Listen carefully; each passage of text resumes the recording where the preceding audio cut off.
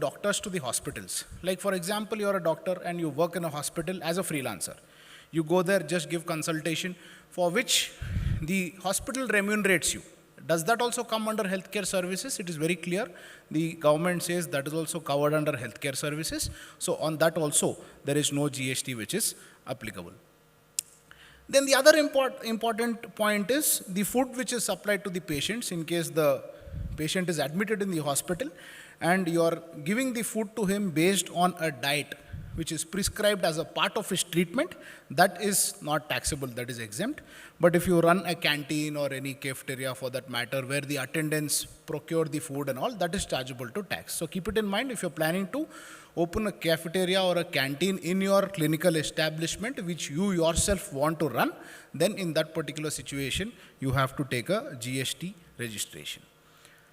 Another interesting part is sometimes there may be places or parts in your clinical establishment which you would want to give it on rent for certain companies to display their hoardings.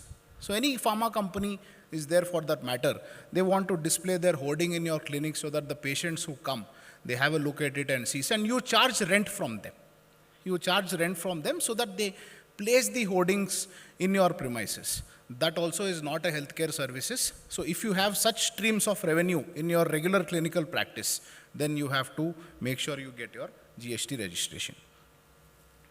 So therefore, to put it in brief, what are all chargeable to GST? Medical equipments or implants. If you have an opticals store along with your clinical establishment, you sell the spectacles or contact lenses on your own, you procure and sell it at a profit margin, very much chargeable to GST. So what is this input tax credit? Since I don't have much time, I'll just try to be as brief as possible.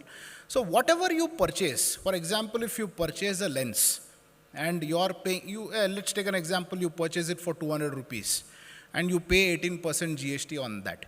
So you purchase it for 236. You sell it to your customer for 300. You take 18% on that, which is 54. So this 36 rupees what you pay to your vendor, you will get that as a reduction when you pay that 54 to the government. So what you collect from the customer is 54, but you've already paid 36 to your vendor. So whatever is the balance 18 rupees you get to pay to the government. So this 36 is what is known as your input tax credit. This is the technical terminology which is used. So sometimes what may happen is you may have some common expenses. For example, you may pay a rent for your hospital. The rent is used for even the hospital as well as the optical store. So that means you need to take a proportion of how much input tax I can actually take for the taxable supply in this particular situation.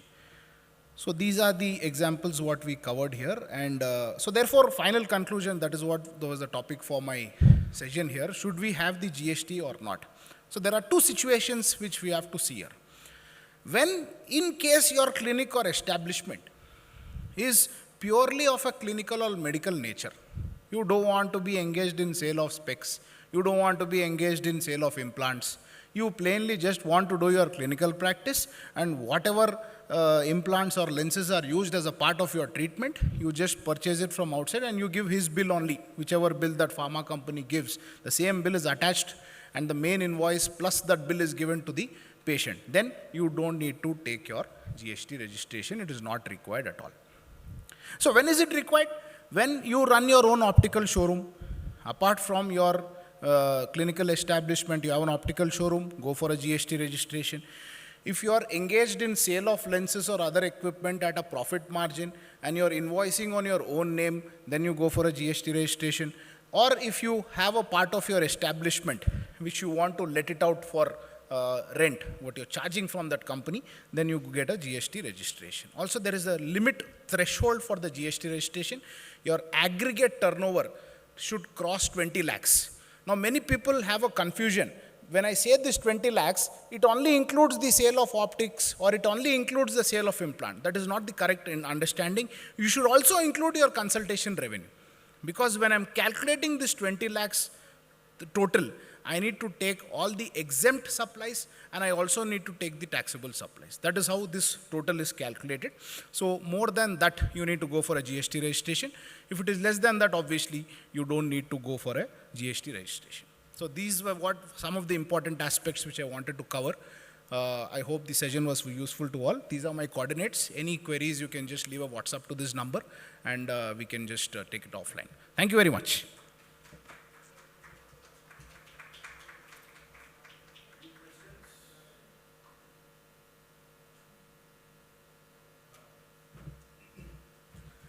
Thank you, Vignesh. It was a very excellent, fast-forward, fast-paced presentation.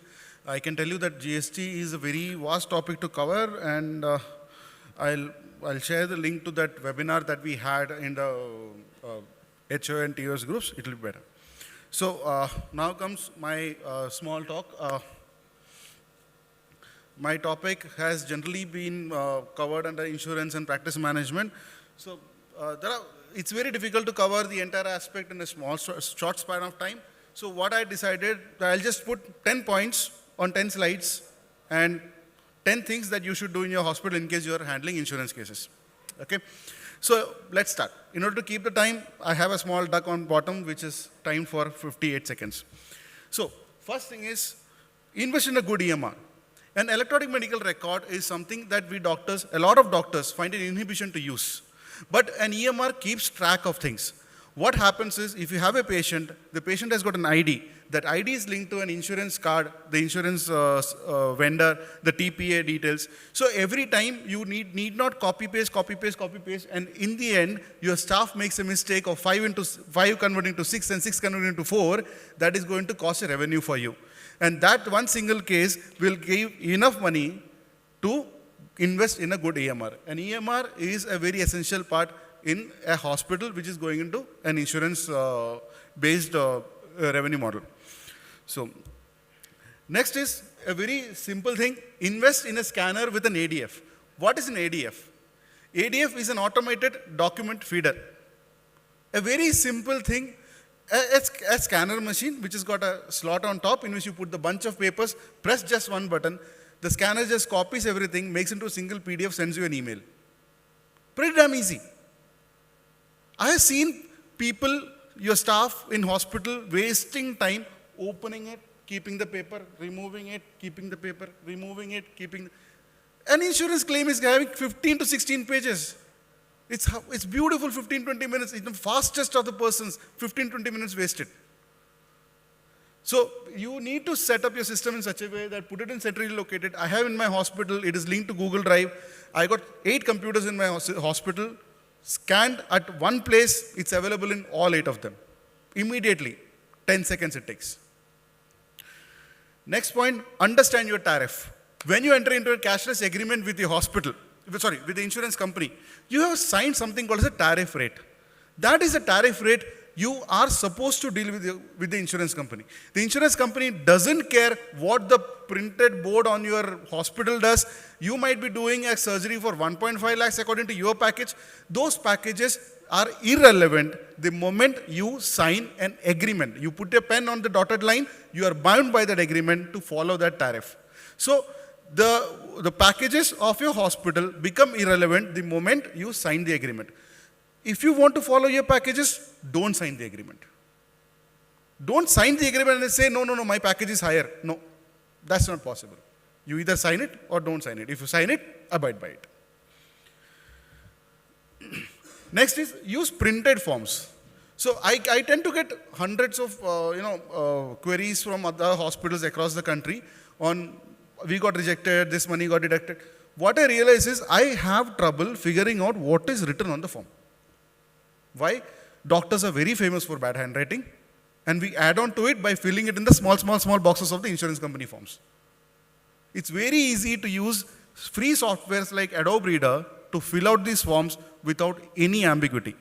And nowadays, insurance companies are migrating to automated AI-based platforms where it is something called as auto adjudication, where your forms are machine read, data is automatically added, and the processing happens in the back end without human intervention. I get my approvals within 3 minutes, which is not a human task. It's a machine-based task. So let's make it easier, use printed forms. Now, staff and their training. It's very essential for all of your staff to understand the process. At least you should have 2 of them so that one person goes to celebrate Bonalu, the second person is sitting at the hospital. So the thing is, A normal pre-auth process should take 30 seconds. A discharge process, 30 seconds. Claim filling, 1 minute. This should be your target time. And that time doesn't come without training. And to train that kind of a staff, you should be ready to give time for the training. You should put the effort in the training. And only that training can give you a good this thing. Now, this is the standard acceptable turnaround time for IP to pre-auth to be placed, 15 minutes. TAT for surgery completed to uploading of discharge, 15 minutes. This should be your target. No pending task for tomorrow. If today surgery is over, discharge, even before the patient discharge, the final document claims everything should be done. Now, one mistake that we don't do is we think that cashless covers the A scan and everything. No. Pre-hospital charges, post-hospital charges, and hospitalization charges are 3 different parts. Please charge your insurance patients the consultation, A scan, IOL master, investigation, transparent glasses, protection glasses charges, pharmacy what you are dispensing. You can even charge them for post-operative follow-up because they are getting it reimbursed. Okay, they are getting it reimbursed. See, the moment your cashless claim is approved, they become eligible for processing pre and post charges on that. So, when they become eligible for pre and post charges, sir, just a minute. Sir, can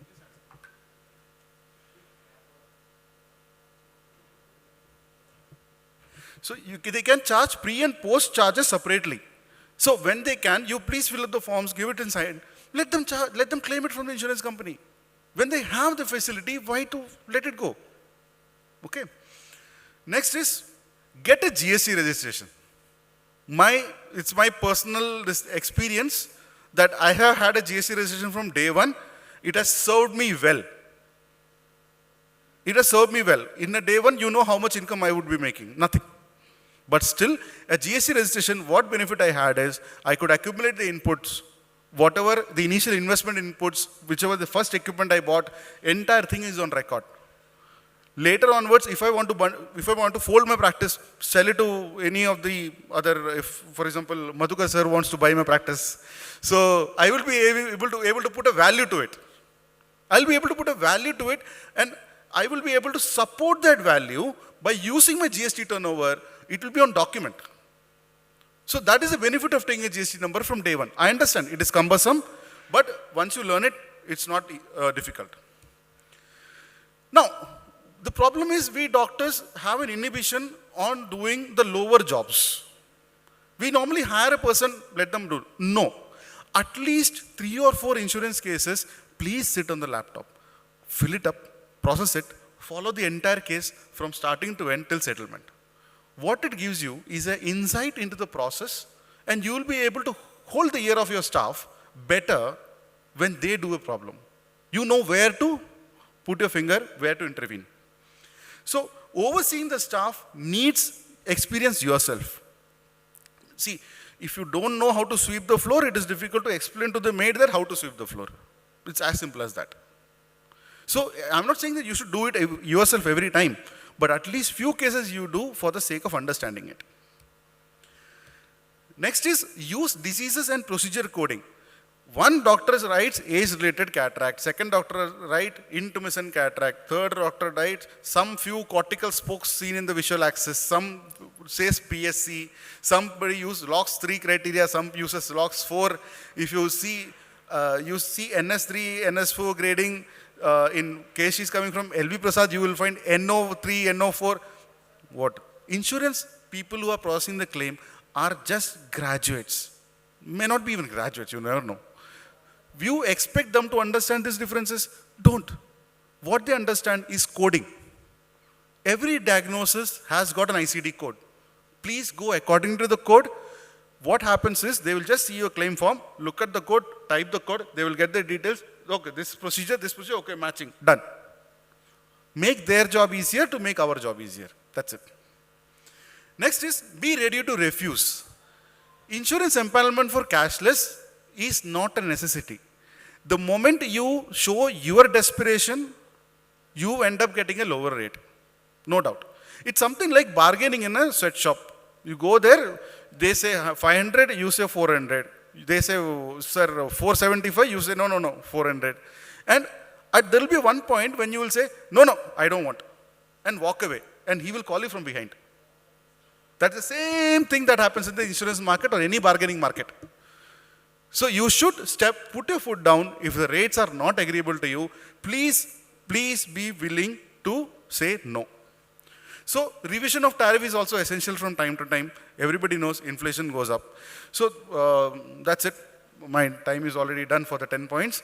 So we have a very practice development oriented group which we work with, which is ophthalmology practice development group. There is the insurance WhatsApp group QR code. Anybody wants to take a photograph, you want to join, please join the group.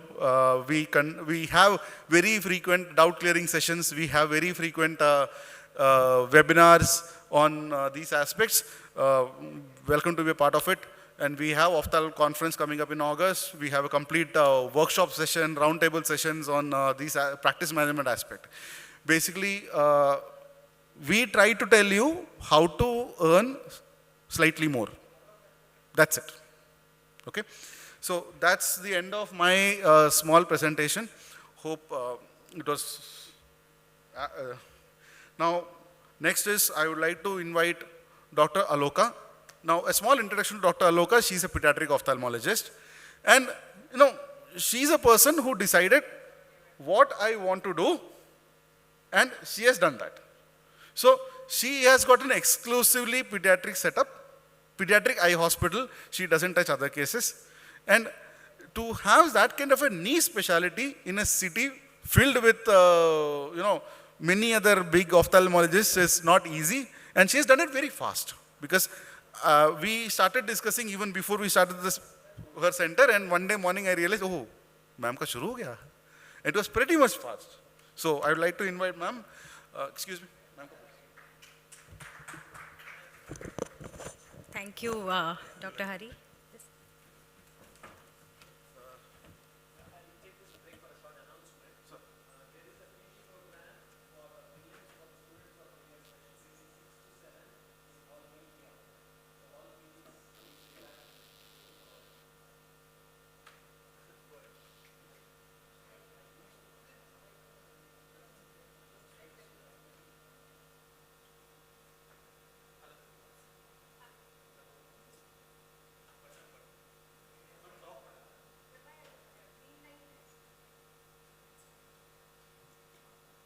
Check.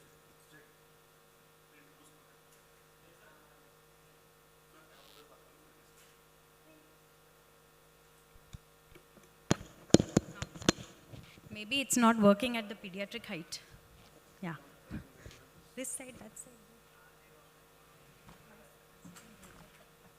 Okay, my embarrassment increases more and more.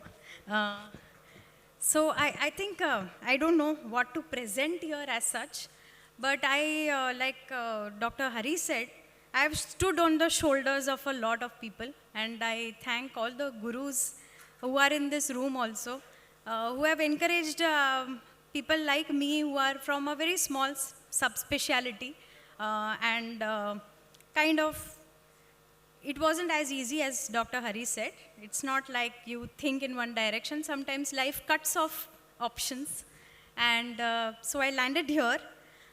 How a lot of us, I see a lot of PGs, fellows having this dilemma, madam, what to do, how to go about, and cataract bhi karna, LASIK bhi karna, oculoplasty bhi karna, glaucoma bhi karna. I don't know. I think you can't eat everything full. And I think over a period of time, developing what suits you well in life is important. So I don't know, this is awkward, but let me go ahead as to how I landed here. My both parents are doctors. My mom is a pediatrician, dad is a physician. And against all their wishes, I became a doctor. They always wanted to protect me from this big bad world.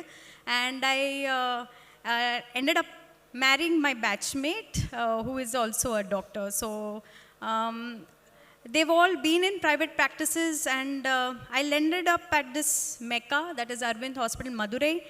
And I think what I learned was much, much, much beyond ophthalmology.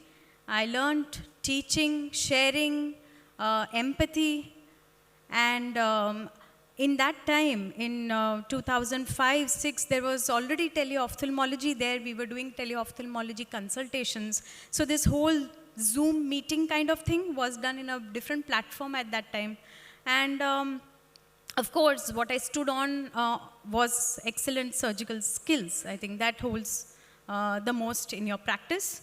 And then the Hyderabad chapter began somewhere in 2012 onwards. I've been here in Hyderabad, again pushing like a small fetus.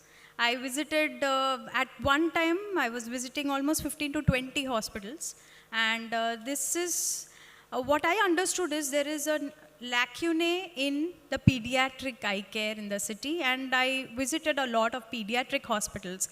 And I think when whatever specialty you are in, like for an oculoplasty surgeon, getting connected to an ENT surgeon, a plastic surgeon, a neuroanatomy or a neurosurgeon, all this is very important. So finding your colleagues in the other parts of medicine is something that luckily I recognized early and started working on. And of course, my Mata, Dr. Subhadra, is here. And it's all her guidance with which I started ROP screenings in the city. And then there was, again, a next phase where I started freelancing. But then as time and travel and all this got caught up, and I again became a consultant, a full-time consultant, where I learned a lot of other things which my medical college or Arvind didn't teach me, more connections, how to have a patient network, how to be consistent, even on your bad days, have a smile, go to the OR and have a good HR. I think that is again something that I learned, and of course I learned more confidence with life. And that's when, all throughout this, in fact, I was in specialty only. I decided very early on that there is too much of a race, and I'm somebody who likes to run at my own pace. So I'm more of a marathon runner than a fast sprinter, and therefore I decided to do only specialty practice. And other tricks of the trade that we all have to learn when we start doing our own practices outside institutes is how to do financial management. Now, really, filing my taxes is something that I decided 5 years back that I am going to do it on my own. And though the men in my house don't believe that I can do numbers that well, but I decided and started filing ITR returns, and that's how slowly you start understanding finance in your practice also better. Marketing, advertising, HR management, industry support, all of this is something which slowly but surely you have to learn in your private practice. And then I started in 2020 with the COVID lockdown and a lot of time to meditate. I think got this thought out that I want to do my own practice. And we established with the simple gain of having pure specialty practice where I do adult and pediatric strabismus, pediatric ophthal, one go-to solution for all of this. And what I used to lack when I go to multiple hospitals was a good anesthesia team, and that is something which I really wanted to invest in, having a good intensivist, or I have a pediatric anesthetic team with me, which helps me with all my cases. So these are the different languages that we learn when we are in private practice. And purchase, basic structure, how do you structure your eye hospital, licensings, and team build-up. Now, as when you start off, I remember going to all my friends, including Major Hari, and saying like, I'm just lost. I don't know where to start, which brick to build first. So there are a lot of help. Go to your colleagues, go to your friends' hospitals, go online, see the NABH protocols. Everything is available online to learn. And there are so many webinars happening where how do you go on to do licensing, which licensing to do first, what is mandatory, what is not. You will have, you will have people coming to your hospital or trying to meet you and getting you to empanel into something which is absolutely not required and not your priority. So set your priorities right. make Excel sheets, and that's how I went ahead. Talk with industry. Most of us being doctors, many a times we are not very comfortable talking to people outside our cocoon. Either it be the insurance company people or medical pharmaceutical representatives or industry people. You still and I see that among a lot of my women colleagues, we're all a little shy there, where we feel that, okay, this is not my job, I'll ask my husband to talk, or I'll ask somebody else to talk. But get out of that, start interacting with these stalls in the conferences. They really have been in the industry for much longer than you have and have seen the world. They'll give you a good practice pearls. And having a smaller team, you don't need like all best, like the best receptionist, the best OR, the best optometrist. Start with a small team and efficient team. Make them do 5 people's work. You start doing 10 people's work. And that way, slowly you will build up team who will stick on to you. Other parts that are required nowadays is, of course, is marketing, collaborations, social media presence, and how do you deal with that? So I don't know, I may be old school, but I still believe one-on-one interactions is mandatory. Just sending maybe a flyer somewhere may not help you getting a patient. Interacting, showing your skills, getting the confidence of the doctor or the community is much more important. And DIY social media is really the key. I don't think somebody else XYZ, where you're paying 25,000 for a month or so, is going to be interested in what you are doing. If I, as an ophthalmologist, I can't understand refractive surgery, how do I expect a managing person, a management person to be interested? He can just make you maybe a colorful poster, but he will not get the essence of your practice. So do it yourself. It's not really very difficult to do a little social media marketing yourself. Google My Business should be the first thing that all of you should have a page on Google Business if you are interested in the practice outside the institutes. Do not hesitate to display your talent. This again is something which a lot of us have struggled with. You don't feel like you need to show your outcomes or posters, or you don't want to talk about your practice, but you need to, shuttle that and get out, talk about your results, talk about what you are doing, talk about why you are doing, and that's how you can stand with the industry support also. And always collaborate with your colleagues, patients. It's always good to send a note or a reply to your referring doctor. That really goes so long. The patient has come from there, and the doctor is also wanting to know what happened to that case. So it's always good, as soon as you see the patient, send a reply right away. And that goes a long way than giving, I guess, any cuts. I've never gone into the financials. I've never given a cut to any doctor or any RMP for that matter, because I don't think money can buy loyalty. So, yeah. So, in this way, you go on to do quality work and see all kind of and treat all kind of these cases with total empathy. And I am enjoying my practice. I think I've been the happiest in my professional life this year. And what I feel, what is going on, it's a small baby. Mine is just an infant, but it's a long way to go. Good reception team is really important. Literally train the girls how to say hi, good morning. Because that is your first point of contact. Your receptionist cannot be sleeping on the desk. Or, I don't want them to decorate themselves, but it's just that teach them how to talk.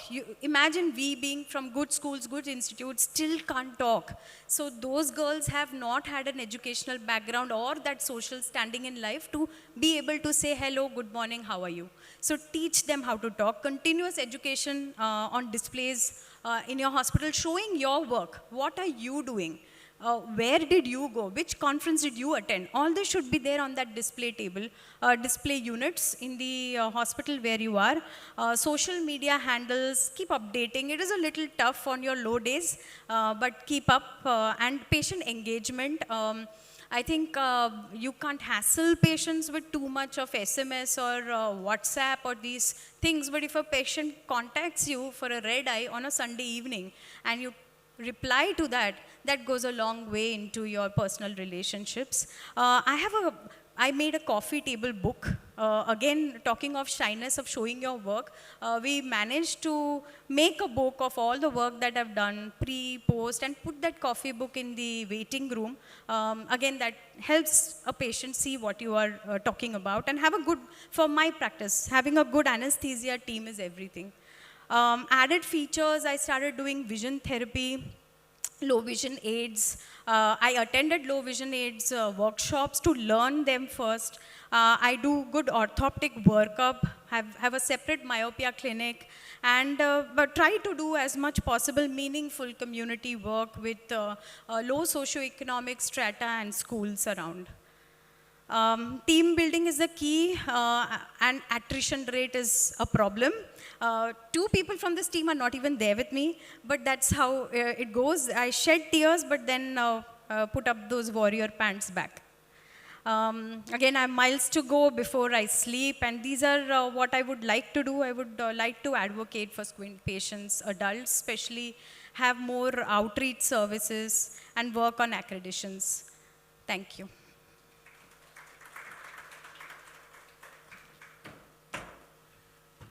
Thank you for the fantastic presentation, ma'am. It was, I know Dr. Aloka, just at the time of COVID, just before she started, and I think we had that discussion, ki, you want to start private practice, we should have started yesterday. So, and since then we have been in touch. I send patients to her. And the thing is, so few things that we also should practice. Like, I have taken my own staff to Marriott for a lunch, just to show them what the entire service looks like. I had an air hostess come to my hospital and teach them how to answer a phone. You call a number in my hospital or any of the good service hospitals, you will not get a call, auntie, you will not get that reply. You will get, good morning, sir, Iris Eye Care, or good morning, sir, Aloka Eye Care. So, rather than focusing on the product or the specific service you sell, it should be an experience. It should be an experience worth remembering, recalling, and coming back to for the patient. So, this concludes the practice management session. I think all speakers, I thank Dr. Senthil for his time coming from Chennai, Dr. Aloka, our busy schedule, and Vignesh sir finding himself in between a sea of doctors, one single chartered accountant. Anybody having any questions, you can ask now, or feel free to bombard them. They have given their contact numbers. Please feel to bombard them or me as the time suits fit. Thank you one and all, and let's not keep the pretty ladies waiting. They have the sessions immediately after us. And yes, Chitra ma'am, who is taking over. Thank you.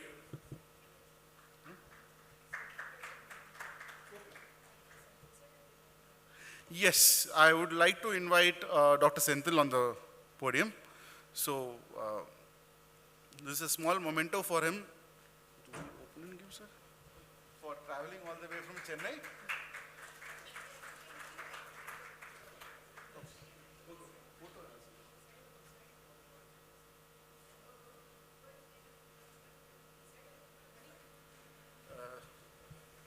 Sir, certificate.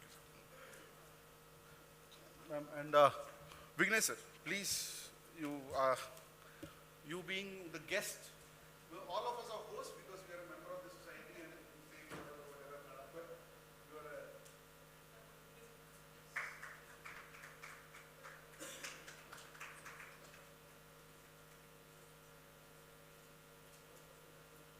so thank you for coming, sir. You are a person whose minutes is measured in rupees and not in time. So, welcome. Thank you.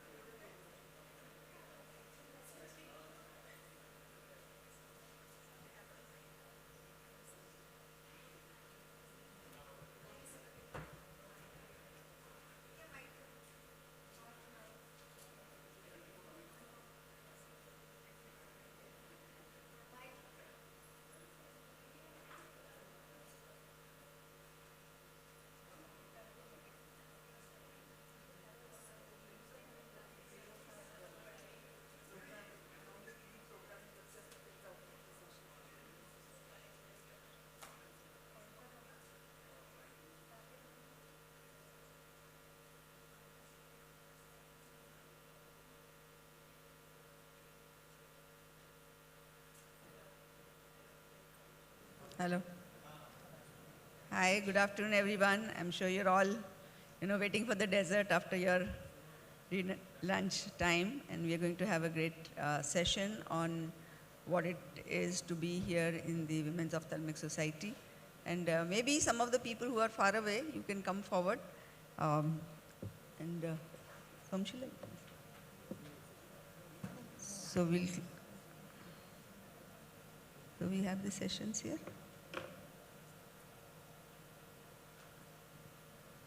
Anybody has the list of speakers, then you can give it to us.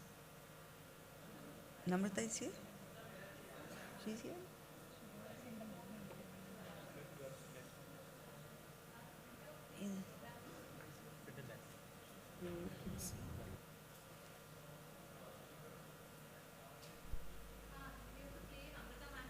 Okay. She's not here. Huh? So we'll start immediately with the video session by Amrita. She's going to speak about breaking the ice. Can we play the video, please?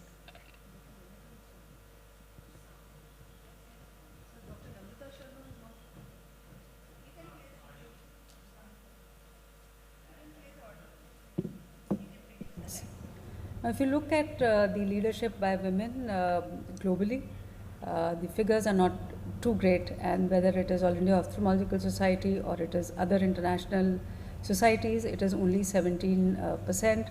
And as of now, if you look at the members in these societies, close to 70% or about 2/3 of them are women as opposed to men. So the ratio is just reversed. Breaking the ice applies to everything, whether it is patient care and surgical skills, teaching, research, or leadership. And I think it is very important to have role models, because role models make it a lot easier. The learning curve becomes shorter, and if there's some role model you can emulate, or some role model who you work in close vicinity with and who is able to tell you what to do, I think it saves a lot of effort, and it saves a lot of mistakes which you would do and then learn, and it makes the learning curve a lot more shorter. So when you're looking in the OPD or in the clinic, it is important to watch the patients very carefully, to do a good examination. Surgery is again very important, because ophthalmology is a surgical branch, and some people, they actually have inherent surgical skills, whereas others have to acquire those surgical skills by practice. Again, in these cases, you have to have teachers and you have to have role models, and you have to assist them surgeries before you actually embark on the surgeries yourself. It is important to present as you go, and this could be any kind of meeting. It could be a state meeting, national meeting, and gradually you graduate to the international meetings. Then there are meetings where everything gets accepted, so you should go and present there, and there are meetings where only limited things get accepted, and again it is important to present there as well. Now, you may or may not present at all meetings because of funds or because of inability to take leave from your institute. You may not be able to go, but it is important to be a part of the group or part of a unit who you are working with. So at least even if you don't go, your name would go, and your name would travel faster than you. So it is important to be a part of a team who's doing a composite work. And again, after presenting, it is important to also publish. Now, publication could be a new concept or an idea. It could be a rare case report. It could be a new technique, a new complication, a new indication. And of course, before you try to publish, one must know how much has already been published. So the publication can be in the form of a letter to editor or case report or retrospective study. And as you graduate further, you get into prospective clinical studies, the multi-center trials, the lab-based projects. This is just to show that I did publish initially, but I did not go into meetings. There were 9 years in between when I attended no meeting. And then I realized that it is not only important to publish, but it is important to also present, because there has to be a face to the publications that you have been doing. So these are my publications in some of the journals, and like I said, you start from a journal which is down the line and then gradually keep graduating to journals which have higher impact factor. Now, just to give you some examples, Trypan Blue staining of anterior capsule by Jarrett Mellis was a letter to editor. SLET by Dr. Sangwan, which has become so famous, was again a case report. And tuna packet injury or calcium hydroxide injury, which is so common in our country, was a small correspondence of 2 paragraphs in Lancet. So it is important that as soon as you get an idea or as soon as something is novel, you should immediately put it on publication, because you have to put a stamp on it, because you've thought about it first, because if you delay it, then there would be others who would do it before you, and then you're going to feel bad about it. Now, case report is also very powerful. Just to give one example, this was a case where we had used one cornea into 3 recipients, and then we went on to do component surgery of the cornea, where one donor cornea was used for 3 recipients. We realized that there was nothing published on it. So we published this, and this got accepted in Archives of Ophthalmology. Then as soon as something new comes, like this was the time when dyes were introduced for anterior capsule staining, we did a lot of studies which were very small, in fact, with small numbers, but they were novel. So they got published into various journals. Phaco at that time was new, and again the various nucleotomies got published. Then refractive surgery came into being way back in early 2000, and again the techniques or anything new that we found, we published. And once you publish in the various journals, then you get invitations from journals like Survey of Ophthalmology or Current Opinions in Ophthalmology, which are the review journals. And as you go by, you become a part of an international collaboration, because your work shows in that particular field, and so you do collaborative studies. Now, sometimes everything that you think is what we are doing in practice is not published. For instance, this, we never knew that randomized study between fluoroquinolone versus combination therapy is not published, and when we looked at the literature, it was not there.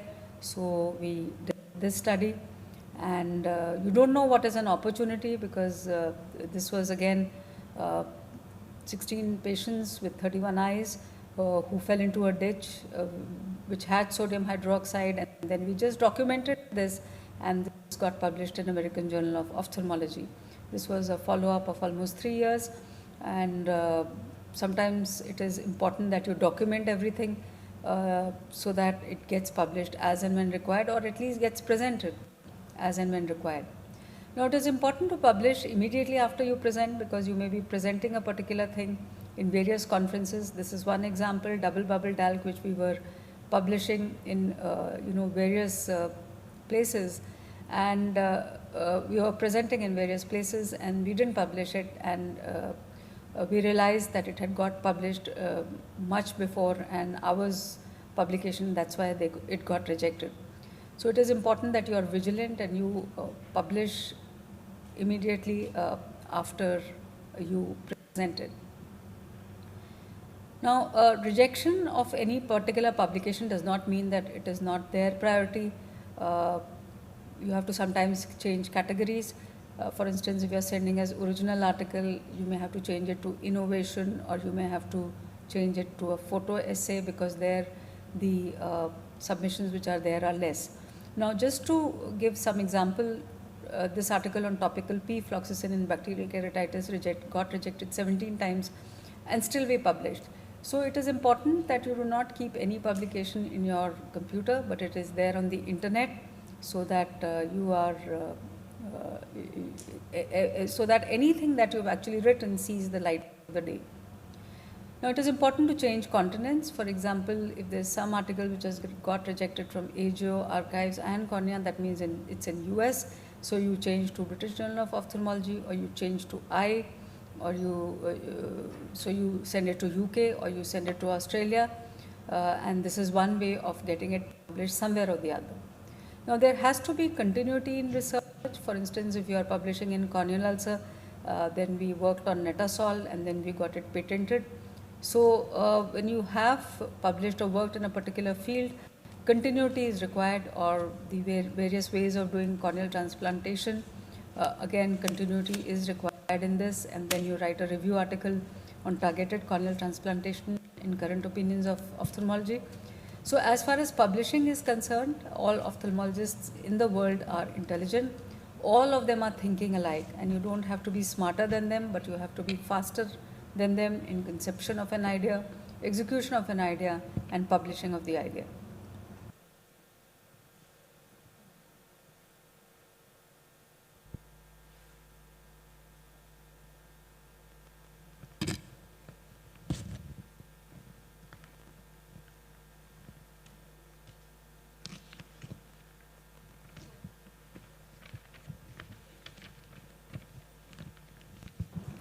Now this is our book on corneal transplantation. Again, now we've come out with the third edition of the book just last year.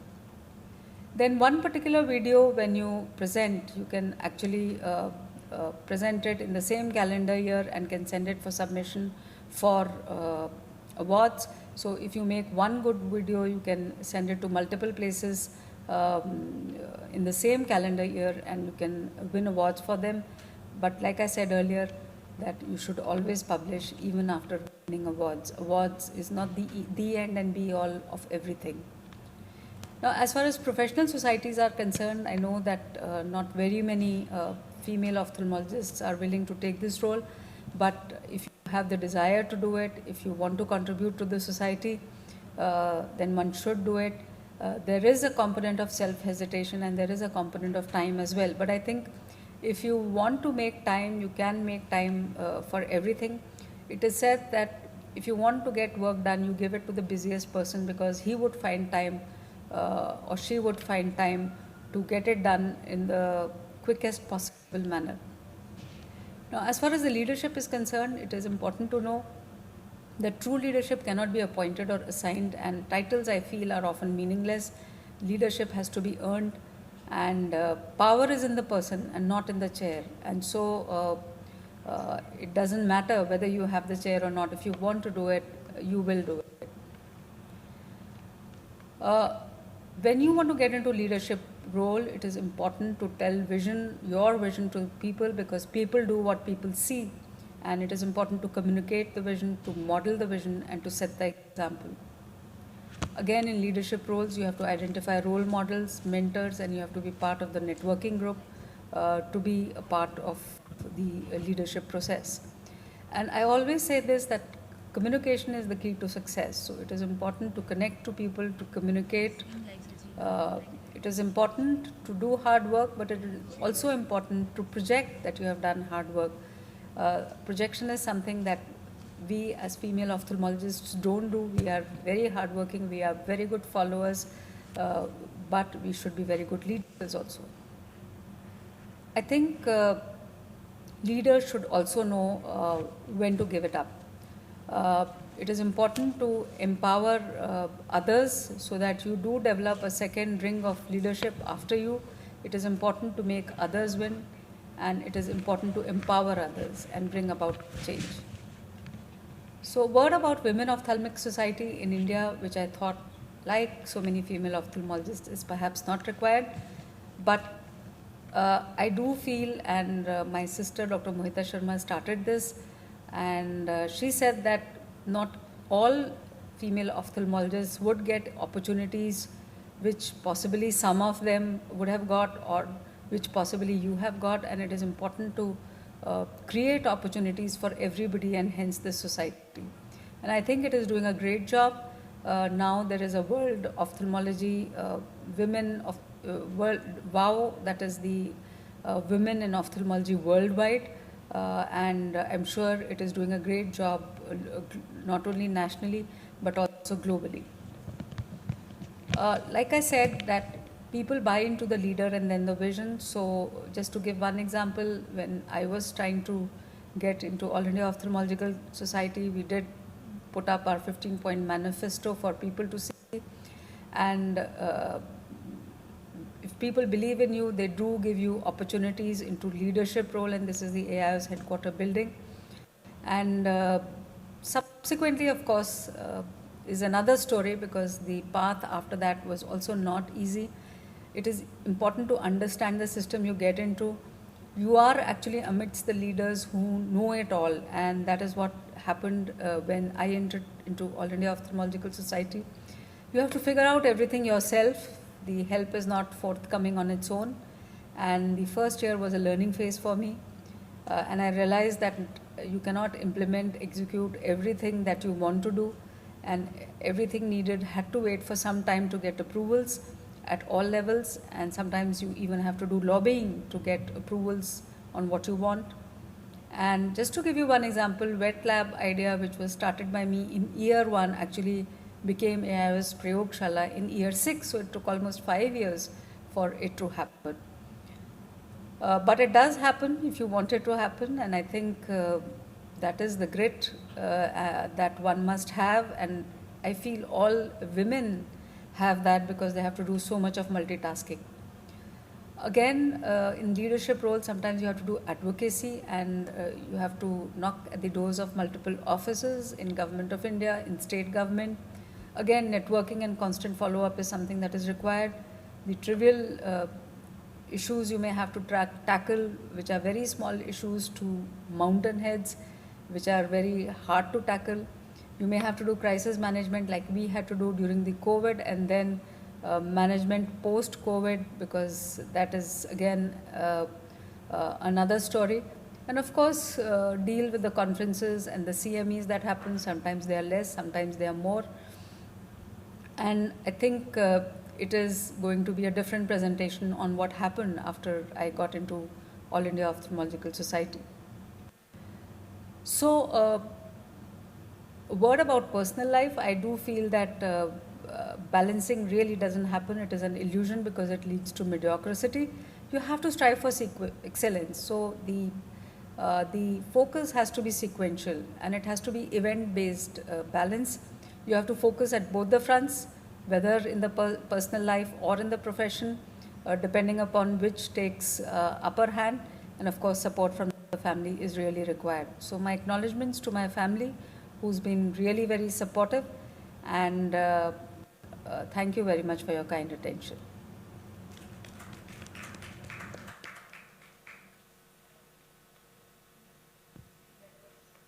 I think that was wonderful from Namrata, who has done all and it's still going strong. And we all, take inspiration from her of where she has reached. And not only she's reached it alone, but she's taken all of us along with that. That's really commendable. So next speaker, Chitra, thank you for being with us. I know you're also jumbling between two boats, but you reached the correct place now to talk to us, women in leadership. Why not?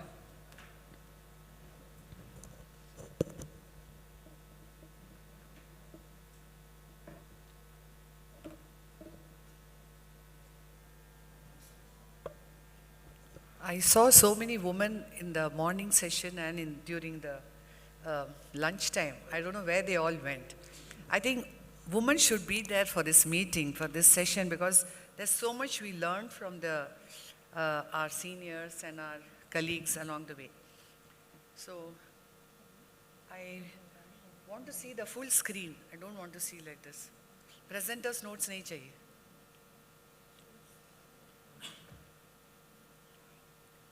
You can't help?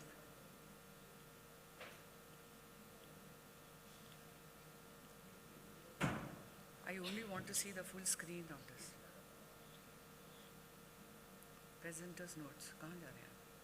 यहाँ आएगा. Format. Don't change anything. Enter full screen.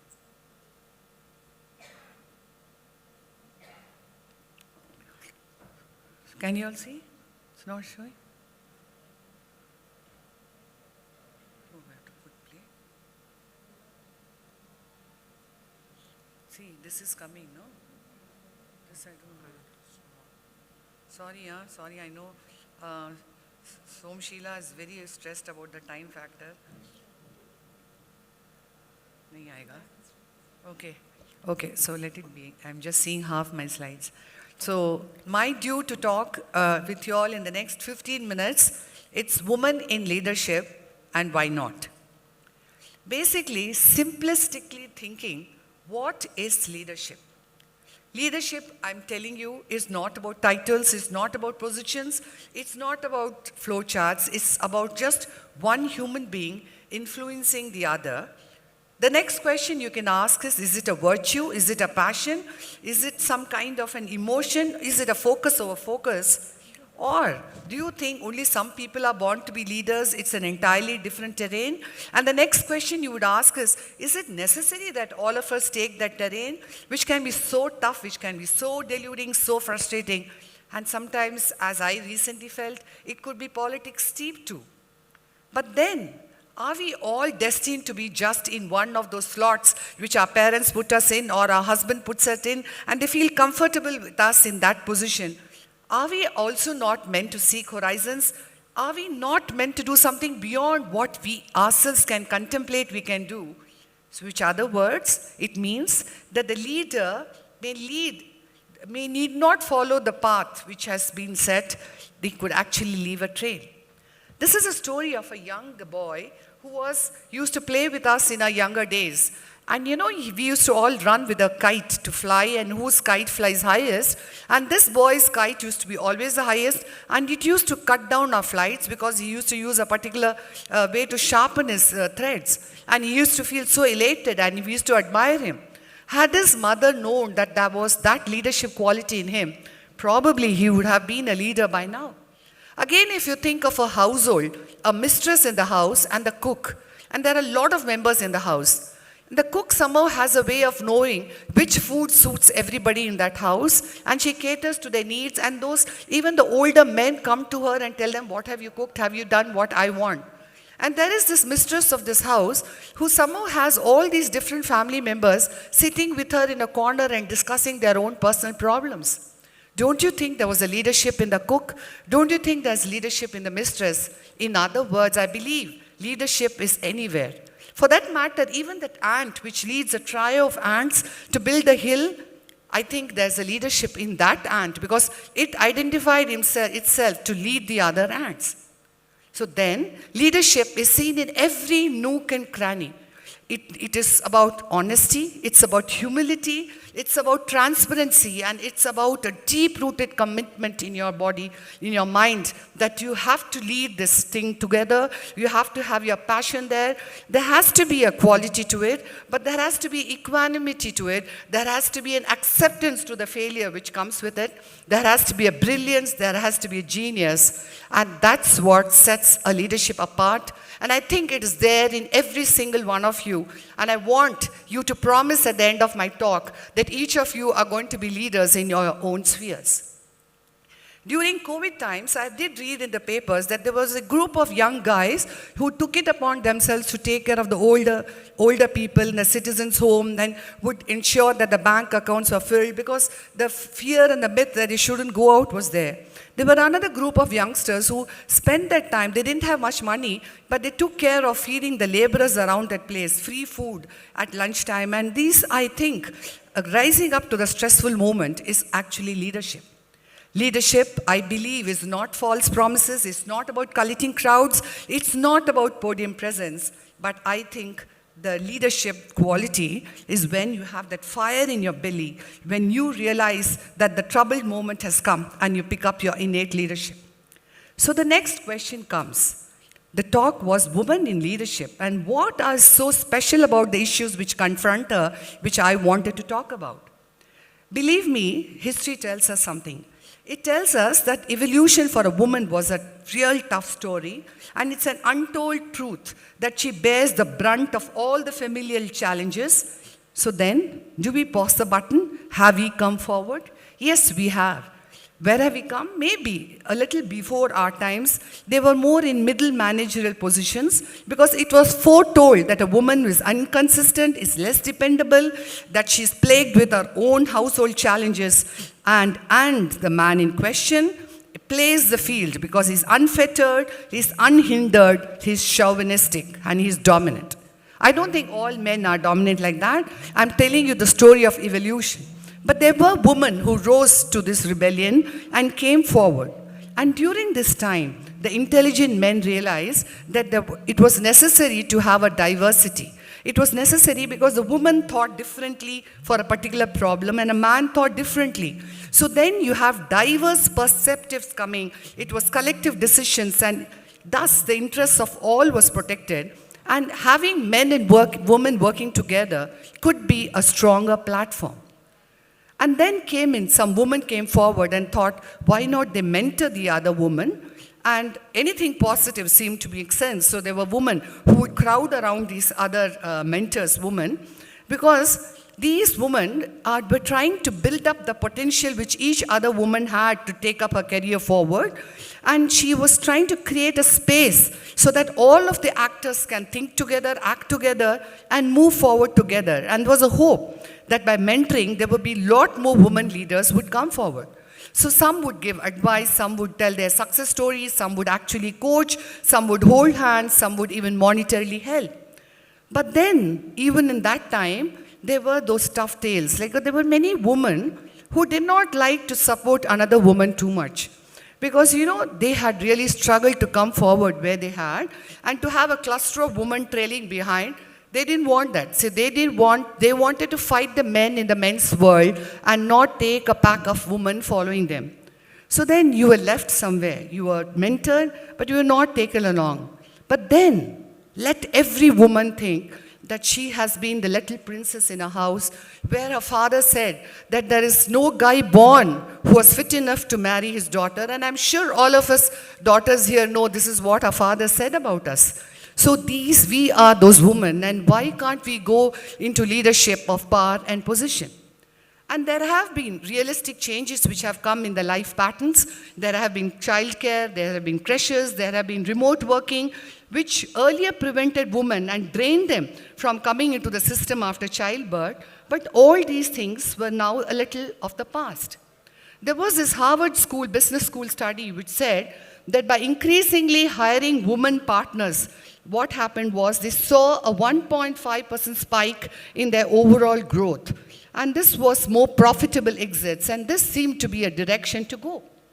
And there was also this thing called glass cliff.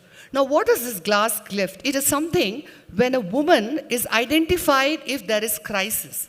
Like if there is a crisis, a woman gets identified. Is it because she can handle a crisis? Or is it because it's a last resort, the man can't deal with it? Let this woman anyway, she's been a little mediocre, let's give her a chance. I don't know. But there were many women who rose to this moment because they were desperate to get any moment. At this moment, they rose to.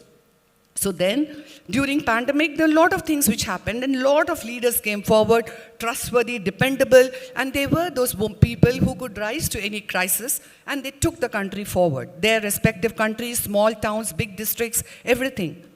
This was another global database of which was taken up, which showed that there was significant number of women amongst men who were now coming into leadership competent posts. There is one important thing which we need to understand when we talk of leadership. One is transformational leadership and one is transactional leadership. Women are somehow identified with transformational leadership because there's a lot about her thought process, her values, her intuitions, her innovations, her emotions. Whereas in men, when it was transactional leadership, it was about leadership, the leader leading the way, giving incentives, allowing growth, some patterns, some systems, some organizational skills. Where in fact, the woman was a dreamer, and this became a breeding ground for this concept of transformational leadership to go on. There was also a lot of solidarity when the women came in.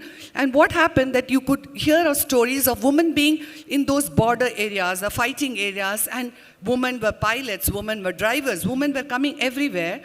And there were women who could now be cast as heroes. And pandemic effect had its own gain for a lot of women because it became now a common ground where women were able to work from remote areas, the man was working from the remote areas, and they were gaining more and more acceptance. Working from home, it was not a woman alone area.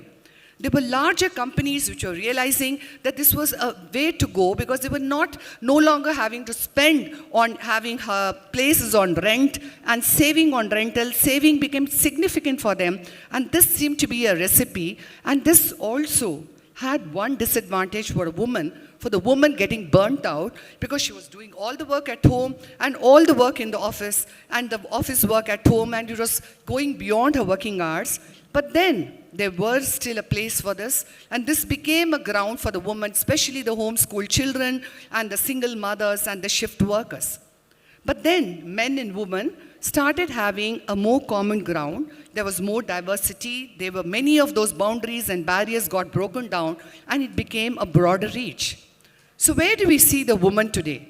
We see, as I told you, a history of evolution, a struggle, a gender bias, a gender pay gaps, social discrimination, sexual harassment, but in all of it, she has moved forward. Then, the most important thing which comes is, ophthalmology in women, how has it been different? Has the ground reality been different? No, there is a silver lining. The mantleship of leadership here has been diverse. Like sort of we've had an equal footing. The logistics have been different. We are more struggling because of the technological challenges. Of course, there are times when a woman is married and is going to have a kid. There are crossroads which she comes across. There are gaps which she has to bridge. But there's constant pull of the career. But she needs to stay afloat because her friend, the guys, the contemporaries are going on.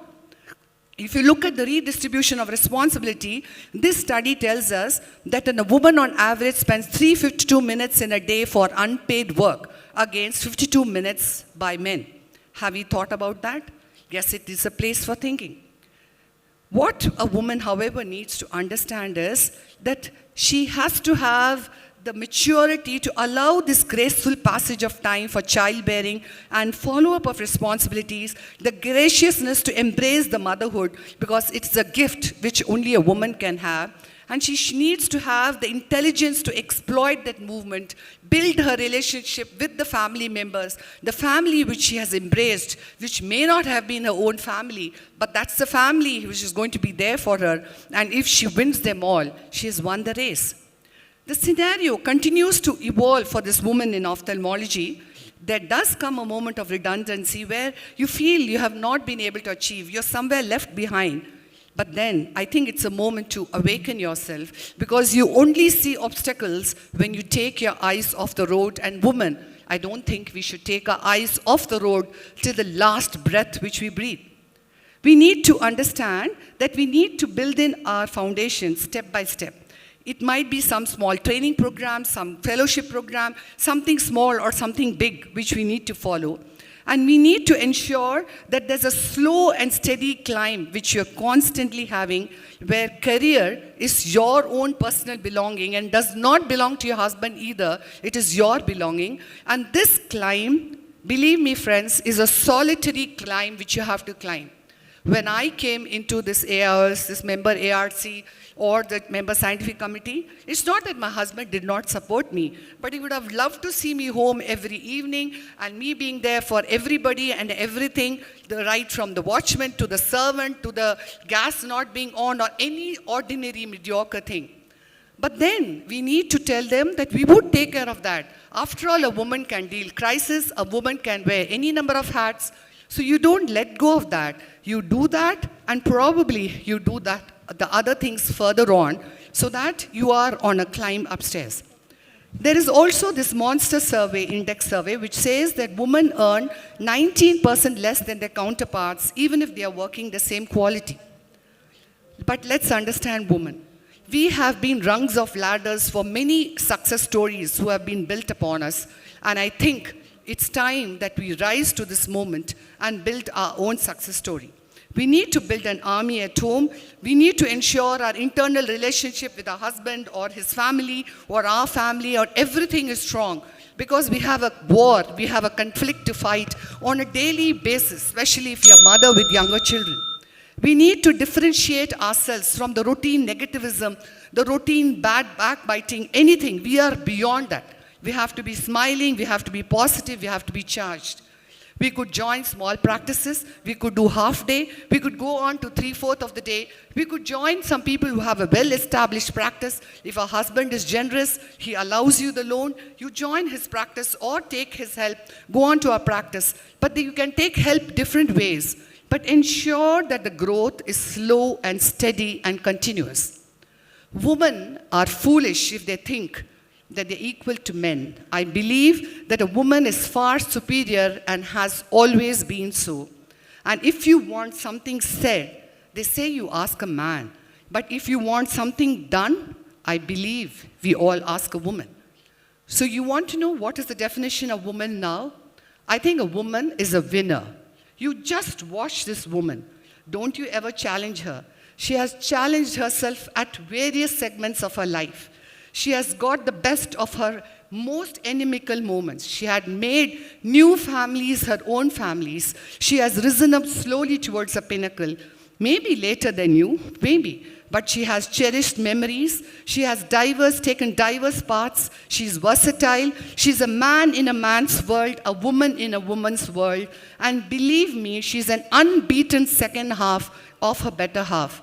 So women, all of you here, it's up to you. What do you want to see in yourself? If you educate a man, you educate an individual. But if you educate a woman, you educate a family. I think we need to remember that. What matters is how you see yourself in the mirror. And if you see yourself, you realize that leadership is possible at all levels. You can dream your dreams with the right quantum of luck, with the right amount of forgiveness. The woman in question, the world is entirely yours. Thank you. Thank you. Thank you, Dr. Chitra, for that very inspiring lecture. And now I give you a woman who's set many images for herself and fulfills each one of them with equal flair. Dr. Subhadra Jalali, for you.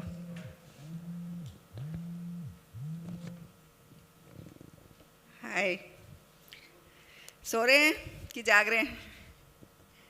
Everybody's awake, no? Okay. So this topic I have selected because many times I'm asked, what's the secret of your energy? So let's start with some maths. So how many of you like maths? Okay, I don't like it at all, so I'll take your help. So you can put up my slides. I should go there.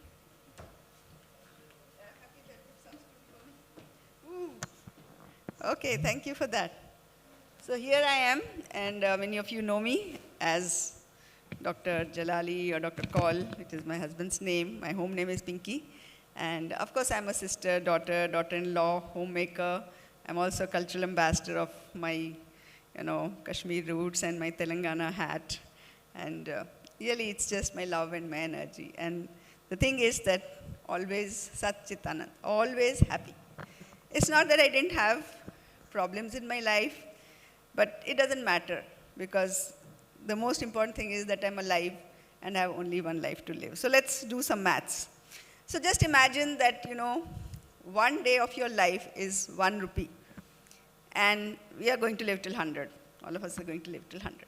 So we have 36,500 rupees the day we are born. And we can't have more. Actually, we may have less, right?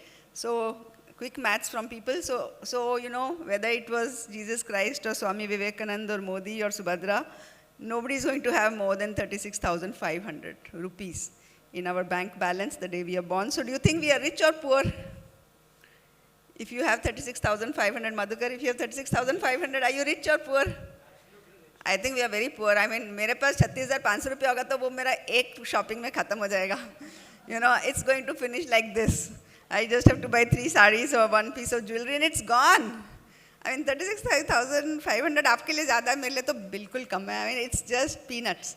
And out of that, 12 hours I'm going to sleep and, just not do anything, not even think what I'm doing. So that leaves me with only 18,000. Bolo bhai, 36,500 ka half, 18,250, right? So 18,250. Now, what I think is that, the first 20 years of your life you can remove because you're really not sort of yourself unless you're a child prodigy. You're doing what others are doing and you're doing just what the system is telling you to do, 9th, 10th, 12th. And then the last 20 years, I don't know whether, my body or your mind will work or not work. I'll be very lucky if after 80 I can work. Like Sharad Pawar said, whether I'm 82 or 92, I'm still alert, but that's a bonus. So, that you can remove 40 years out of that 18,500, so that like 3,000-4,000 और चले गया. मेरा पैसा जा रहा है. I just had 36,500 और अब मेरे हाथ में सिर्फ 12,000 रह गया. Oh my God. That gives me nightmares.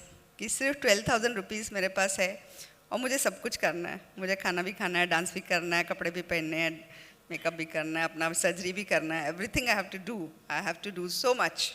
And I have only 12,000 rupees. And the problem with this 12,000 rupees, which now I have from 20 to 60, 20 to 80 years of my life is that if I don't use it today, I cannot put it in the bank. It will go. Means आज का रुपया already 60% चले गया, शाम को 6 बजे तक, that rupee is gone. It can never come back. I can never invest it again. It is gone from my purse. Whether I like it or not, I cannot keep it in my purse. It will go away. I realized this when I was 16, that I have very little money in terms of my days of life. Today I'm 60. I have possibly only 2,000 or 3,000 rupees. If I don't, use it, it's going to be taken away. That's sad, but that's the opportunity. And what I think, what gives me the energy is, as I speak, some things about my life will keep on being there. I was in Pahalgam. I ran away from my home, although we were engaged, but we were not allowed to meet. But then me and my fiancé, we ran away for one day to Pahalgam just to be with each other. And घर आके, of course, झूठ बोला कि, class में थे, seminar कर रहे थे. But you see, this was my home in Vesu, 5-floor house, big, and today it's vandalized. So if we had not lived our life at that time, on that day, we could never have gone back and done the same thing at this age when we have everything, but we can't go and do what we did at 22. So that's what I want to say. If the rupee is gone, it will not come back. If you don't do it that time, you'll not have that opportunity to enjoy that house because you never know what life is going to take away from you. So that's where the energy comes from. Ki aaj ka din is the most important. Aaj ka moment is the most important. It will be taken away. This is after we relocated, after losing everything that we owned. And you can see here, the spirit doesn't go. I had nothing. I had no money. I had no place to live. We slept on the floor for 4 years, 3 years in Hyderabad. But our spirit of going, enjoying, this is just within few months of my landing here with nothing in my pocket. And time is vision. This I have told repeatedly. Usually I want to use each day to do something which nobody else can do, but only I can do. For the rest, build your team. These are my parents. My father had a heart attack in Srinagar. Everybody told me, get him to Hyderabad. I said, no, Srinagar can take care of it. I went there. I had a surgery on that day, a child who was going blind. I had to operate. I told the mother, I can't operate your child because my father needs me today, but I will take care of your child. So I went there, and my whole family, my brothers, sisters, which you can see in these photos, my friends, they all called me and we'll come. I said, no, please don't come. I'm going now. I don't need you. I will call you when I need you. So my father was wheeled out of the operation theater at 2 o'clock, 2 p.m., and at 3, I was on the flight back to do surgery for my patient. And I had called in my sister to take care of the post-op care, then my brother, so turn by turn. So what I want to highlight is energy is there. I want to be a good doctor to my patient. I want to be a good doctor to my father. All of them rely on me. There are things which only I can do, and I will be there. And when I came back and operated that girl, even now, 10 years later, that mother, whenever she meets me, I've forgotten which patient it was.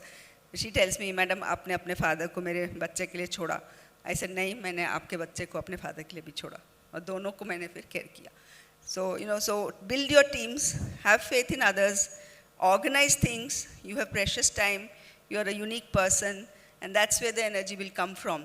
That don't try to do everything yourself, but be in the command. Be in the command of yourself. Think coolly, think wisely. Don't be overtly emotional. We are emotional. We will be emotional.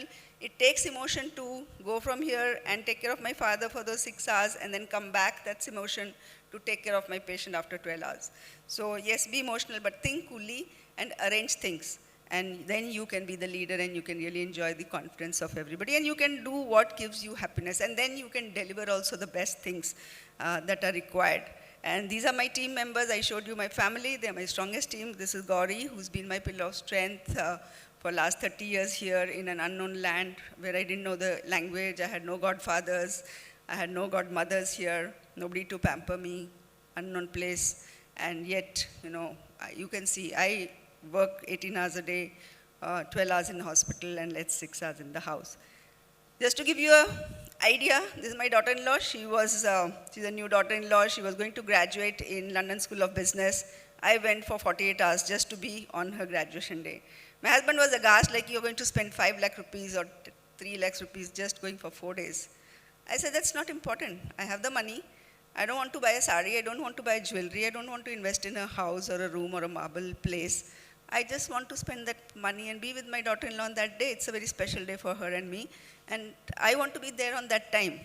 And I made it. I was there only for 2 days. And people like, tum London ja rahi ho for 2 days. Yeah, it's an important day for me and for my son and for my daughter-in-law. And that is the most, because that day will never come back again. And that's what I want to be.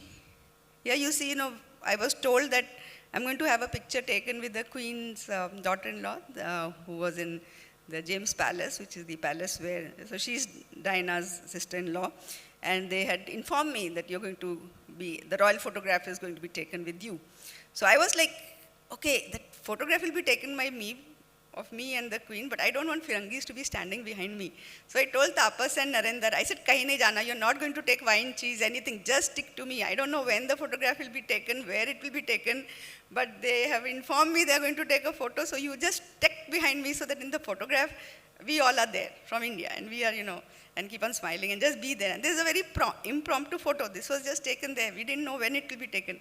But you see the frame, how nice it has come. When I look at this picture, I feel so nice that all my, people are there in this photograph, and it's looking so special for me because Tapas, Narendra, we all were there. And, this went viral on the social media also. And the purpose, the bonds of strength are the family. The energy comes because they are doing very well. And just because I'm a working mother, an absent mother, it doesn't mean that I'm not there. The moment I'm not at home, there's a gloom. Kab aogi, kab aogi. When I'm there, then all the energy is there. So I don't take any work home. I prefer to work in my office, and then that chapter is closed, and then I work. I don't like to use life work balance. It's all interwoven into one place. So I will do my work, come home, work with the kids, then go back to office at 3 a.m. in the morning, do work there, then come back and sleep at 5 to 7. So it's all together. Everything is important. Everything is important. So coming back to those notes, the rupees, I said, if you don't use it today, it's going to go away. So the only way that you can improve that 3,000 rupees, which I'm left with today, you may have 5,000, somebody may have 8,000, but that's all the money you have. One, increase the return on investment on every rupee. That means that day, invest it wisely. Make sure कि उस 1 पैसे से आप 1 मूंगफली नहीं खरीद रहे हो, उस 1 पैसे से आप 1 chocolate खरीद रहे हो. How you can improve the return on investment of that day's rupee. That means that, think about it. It doesn't mean work all the time. I relax, I dance. You'll just see my dance shortly. Okay, so I just love to enjoy, entertain. I just had one dance upstairs today on the rotating wheel there, 3D pictures. But what I'm trying to say is, even if you're dancing, even if you're sleeping, even if you're meditating, do it with consciousness. Don't do it just, floating in life, कि कुछ हो रहा है, अभी सो रहे हैं, अभी चल रहे हैं. Don't be sloppy. Don't be sloppy. This life is so precious. You are the only unique person in this world. You are unique. Just, use that, your own uniqueness in the best way possible. It doesn't matter. You may like to go and do farming. After doing MBBS, MD, you're sick of this world. You just want to go and sit in a farm and do farming. Do that. Just do that if that is what you want to do. That is the best way you can use your life. You can grow the best mangoes there. You can, take care of the soil. Whatever, it's your life. Don't be dictated what others are saying, but do it consciously. Do it consciously with the willpower, with the energy and happiness that this is what I am contributing to my life. The Shiva is in you. Shivoham, we say the God is in you, the energy is in you. And please use it to the best for every moment. And so I just wanted to play this dance. It's coming, but we want the audio. So just be there. Agar sadak pe koi, when I'm on the roadside, sometimes the traffic is closed because some barat is going. I just park my car and dance with that barat. Anyway, my car is not going to move, so why not go and dance with that barat? So have a great time, be energetic, don't be sloppy. Thank you.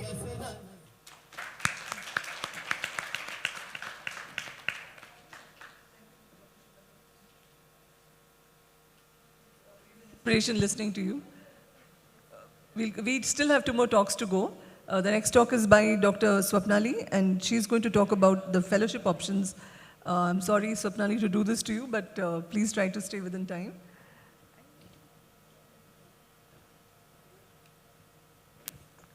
So after Dr. Subhadra's scintillating talk, this might sound a little boring. So I'm going to talk about ophthalmology, the journey beyond post-graduation. How many postgraduates are here? Please lift your hands.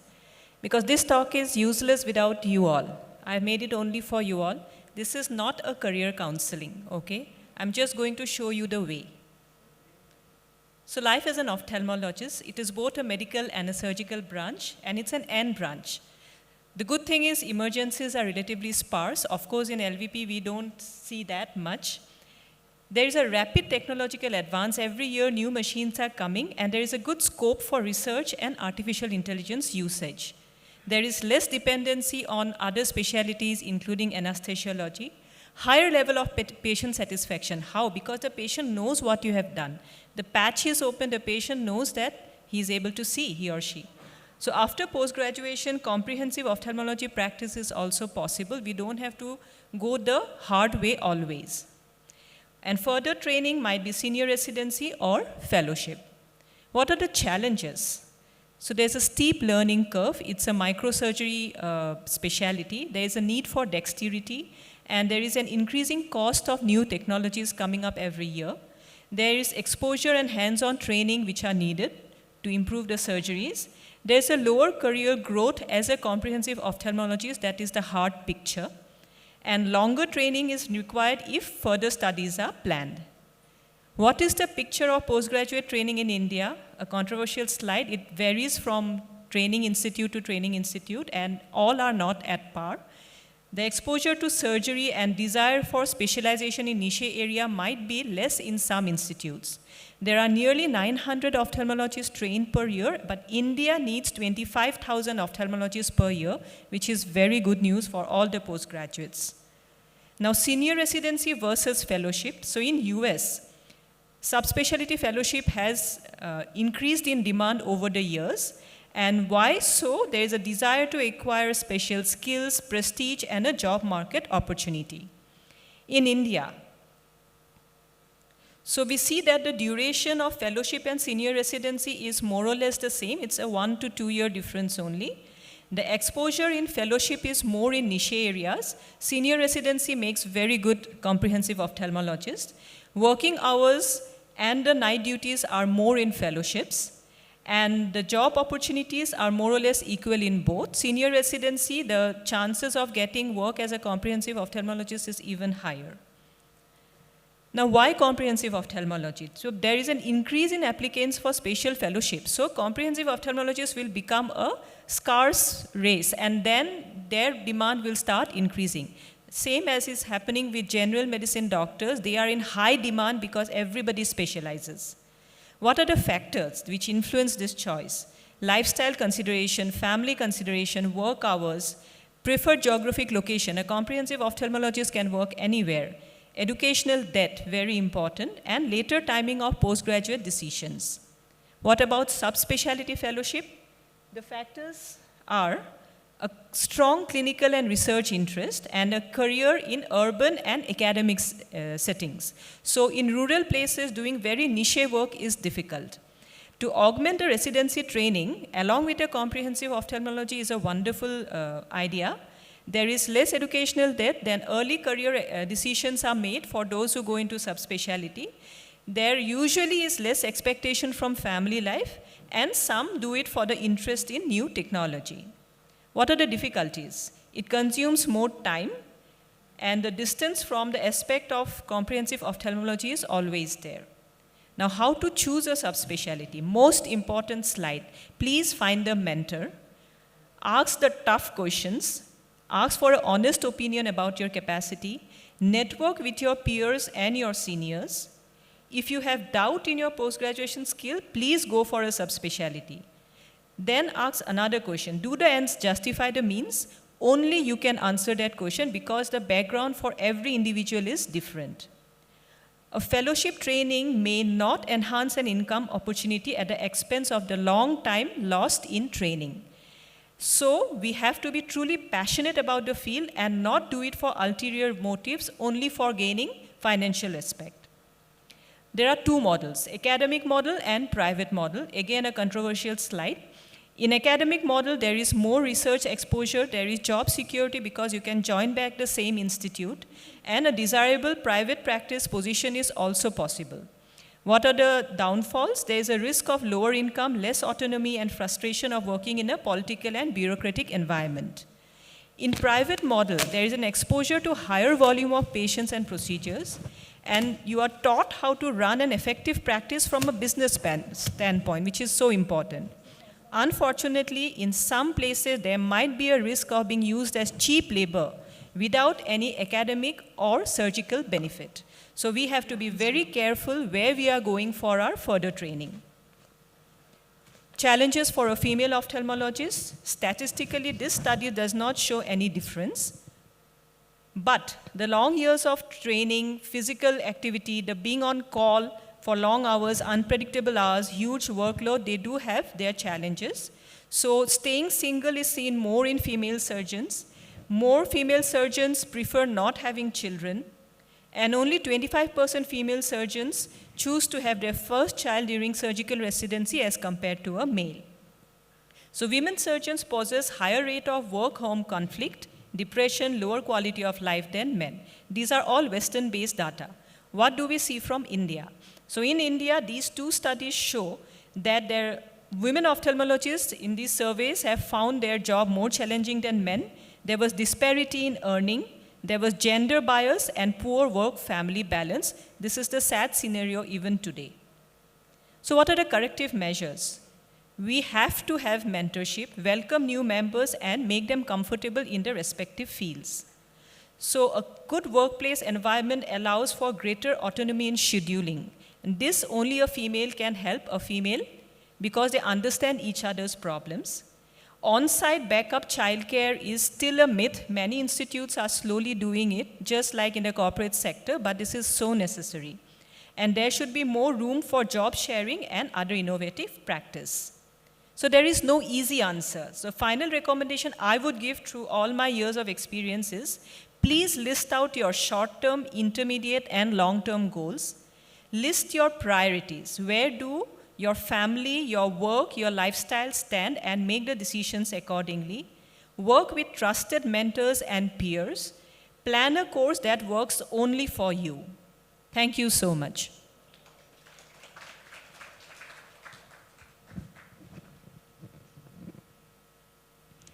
Thank you, Dr. Swapnali. I now invite Dr. Renu Dubey. She'll be talking about WS opportunities and activities. Dr. Renu Dubey is a professor at Malla Reddy College. Thank you for taking up this topic at such a short notice. Yeah. Good evening, everyone. I'll try to finish my talk in 5 minutes because we are already running late. So just adding on to Dr. Swapnali's talk, I did find my mentor after joining Malla Reddy, Dr. Sangeeta Das. She's my professor and HOD, and she guided me very nicely during my whole surgical training. So we do find mentors anywhere and everywhere. You need not, there are many PGs sitting out here, so it need not be like, oh, I should go ahead for my long-term fellowship and then only you can achieve whatever you want in life. You have to be satisfied with what you have. And I'm totally satisfied in Malla Reddy Institute because my work atmosphere is very good. So because this is a WAS session, I'll be talking about what does WAS has for our women ophthalmologists. And I don't know how many people in the audience are WAS members over here. Can anybody raise your hands? Very few. So you'll come to know what WAS is doing and why we should get enrolled in WAS. So within 7 years of its launch, there are around 2,500 members. And till now, they have conducted 18 state chapters. And this is one of the fastest growing society in India. So I'll just skip these slides. So what is different in WAS? Male ophthalmologists will say, there is AIOS. Why is there? Even our male colleague said, what is the need for WAS? So we'll see what is it doing differently and what opportunities does it give us. So the first thing is speaker opportunities. Even I got opportunity after joining WAS. This is my third talk in a WAS meeting. So you have exclusive slots for WAS members like in this one. You can submit your papers and there will be selection based on merit. You get an opportunity to project your good work. You gain more confidence and this definitely enhances your skill and knowledge. So till now, there have been many state WAS sessions and meeting, which has conducted 25 activities all over India. So the first breakfast meeting was in Karnataka state chapter. Slowly, after that in 2018, some of us had attended that meet. We had WAS Hyderabad and later in Jaipur. Even one annual live surgery was conducted in one of the WAS annual conferences. We had state competitive session and Subhadra ma'am, as usual, she is our face for the WAS sessions and we know where her energy comes from and she is always there to help us. She's seen in all the pictures in most of the conferences. So, and in fact, even PGs were benefited in all these state conferences, competitive sessions. They thoroughly enjoyed these conferences, which were organized in Hyderabad also. So there's some pictures. Every picture, I think, has Subhadra ma'am over here. And I would like to mention that first time in Hyderabad, there was a mentored live surgery. Some of you would have experienced it. So what was different in this was, in this mentored live surgery, a junior surgeon was operating and the senior surgeon was guiding them. So this was quite successfully done first time in Hyderabad by WAS. So there were some PG award sessions and some cultural activities organized for the PGs also. Many of you I know some of you must be following Shark Tank India on Sony or on the digital platform. So in future, our esteemed judges who are sitting on the, in the panel here may become famous like Vinita Singhs and Aman Guptas. Why not?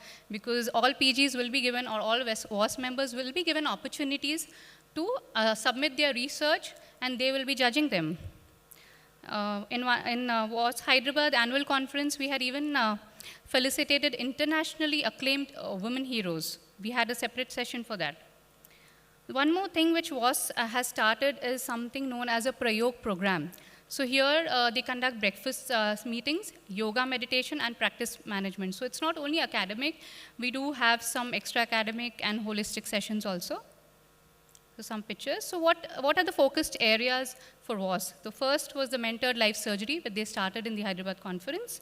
Then they are conducting state competitive academic sessions, especially for the young ophthalmologists and the postgraduate. Shark Tank innovation sessions, research sessions, leadership programs, which Dr. Chitra Ramamurthy was taking care till last year. Then we are also coming with medical legal aspects and help in those areas. I'll just go into details of mentor-mentee program also. So what is this mentor-mentee? I mean, mentor word keeps coming in most of the talks, in fact, given by Dr. Swapnali also. So WAS is conducting a mentor-mentee program. If you're a WAS member, I think non-WAS members also got some emails regarding it, where you could select, this is a plethora of, all big names are over here, which are available for all WAS members. You can pick up your mentor, they will provide you long-term guidance, and they will help you in research and also in your skill enhancement.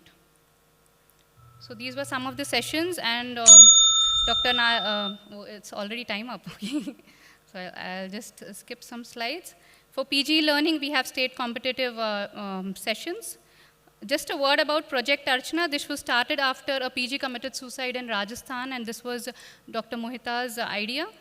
So they are doing it in North India, already started. So how to deal with the crisis, emergency. So what new challenges as women ophthalmologists we are facing is dissatisfied patients, angry patients, and violent patients. These incidences are increasing nowadays. So they are just trying to get an emergency helpline and try a police and media connection for all of us, all the women ophthalmologists. So there is one more project known as Shakti, which is a support to female doctor, which will help to deal with gender bias and at workplace, help deal with sexual harassment at workplace, and form a redressal committee. And finally, we have a winner research in which I was also a participant conducted last year, which they implemented, and they gave an opportunity of training in research. So we had some PG students and some young ophthalmologists who submitted their research, which was selected by our esteemed judges. And it helped them publish articles in some good international journals. They also have an ethics committee also for us to help us in research. And finally, they, along with Narayana Netralaya, they are starting a molecular research lab also to help us with the research programs. So, and Dr. Namrata already spoke in the first class that we have a collaboration with WOW, that is Women Ophthalmology Worldwide, which is increasing the collaboration. And final word about rare eye diseases, we got a journal in July 2022, wherein WOS is going to take ahead all the, oh my God, sorry, there was a mosquito coming here. I'll just skip the slides for shortage of time. Yeah, I think what we can do is that, Yeah, you know, all the people who want to be members of WAS, they can become members, and then this presentation can be put Yeah. on the WhatsApp group. Thank you so much, Renu, and I think we need to give the hall to the next Thank group. you, everyone. And I want everybody to please come and take your certificates and quickly take a picture while the next group comes on the dais. Thank you so much.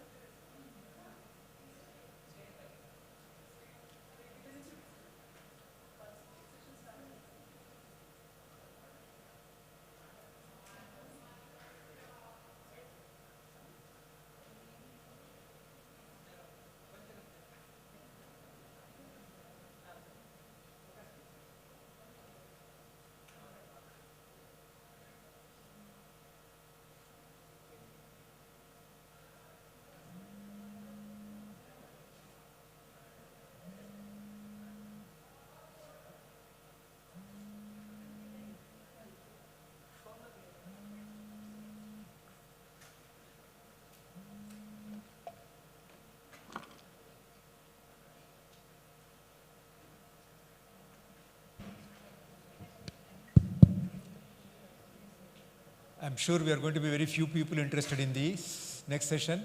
Please come forward. You can see the slides better, I can see you better.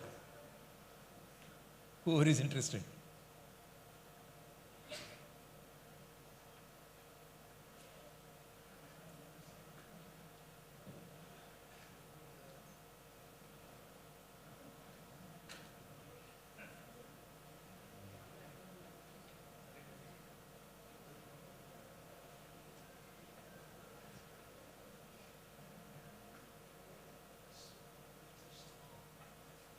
Come to the front, come to the front. All of you, please. Don't leave the front chairs. Please come to the front. So we'll get started. Can I have the slides, please?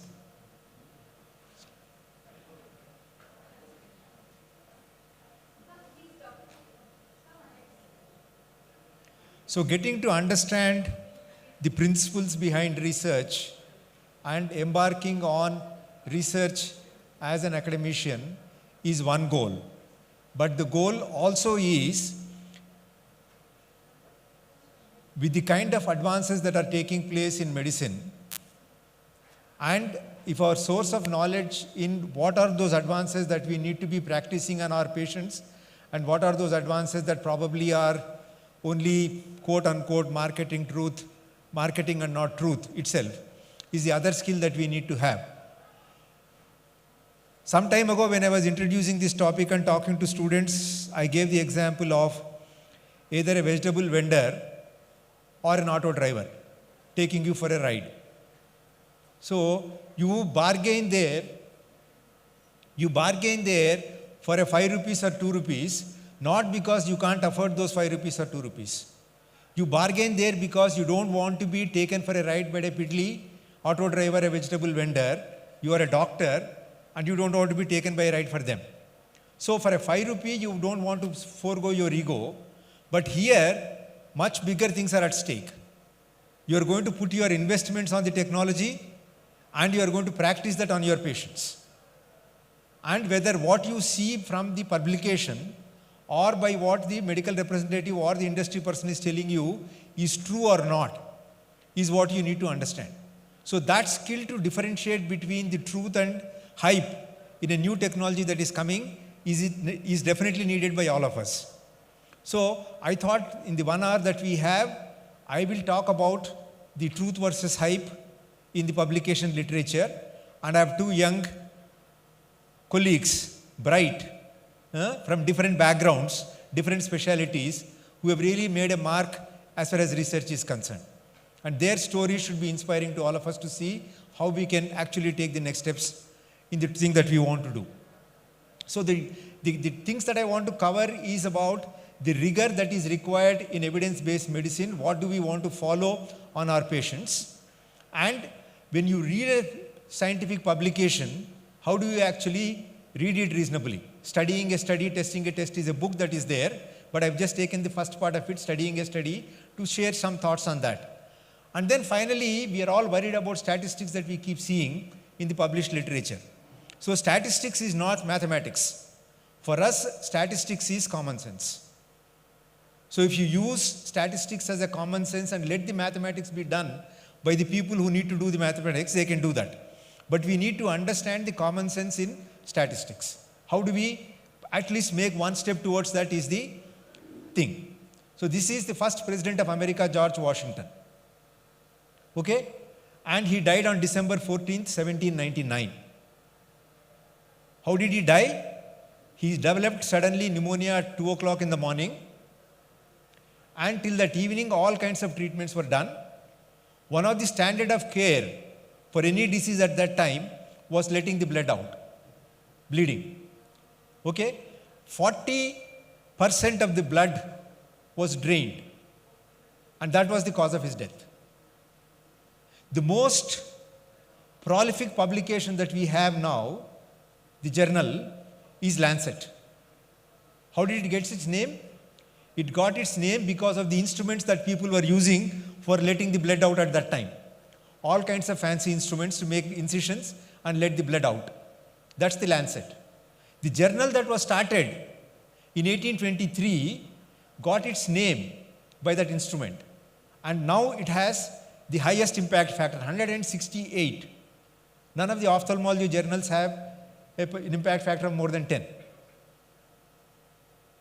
So that is history.